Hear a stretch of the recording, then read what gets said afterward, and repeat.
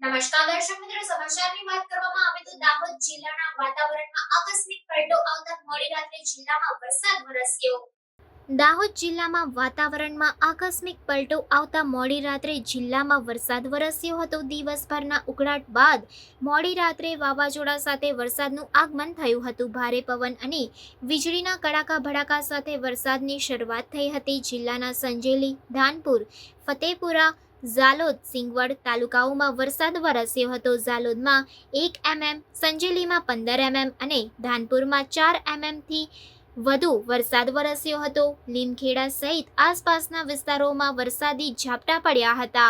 વરસાદ વરસતા વાતાવરણમાં ઠંડક પ્રસરી હતી. ગરમી અને ઉકળાટથી લોકોને આંશિક રાહત મળી હતી.